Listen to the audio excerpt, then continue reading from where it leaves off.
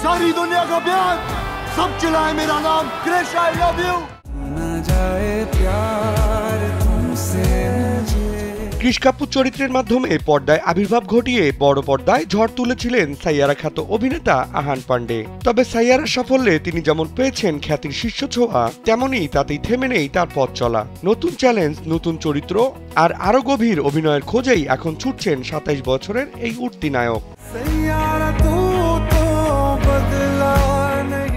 ভারতীয় গণমাধ্যম সূত্রে জানা যায়, নিজেকে নতুন করে ভাঙছেন আহান।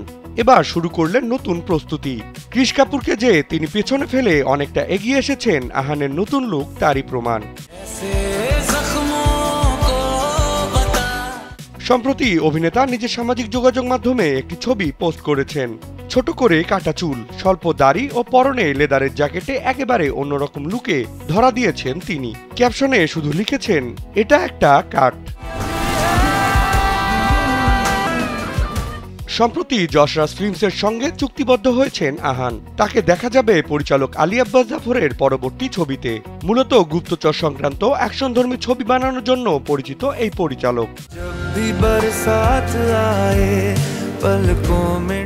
সালমান খানকে নিয়ে টাইগার ফ্র্যাঞ্চাইজি বলিউডের বক্স অফিসে দারুণ হিট। তাই জল্পনা, আলী আব্বাসের ছবিতে আহানকে দেখা যাবে একেবারে অ্যাকশনধর্মী এক নতুন অবতারে।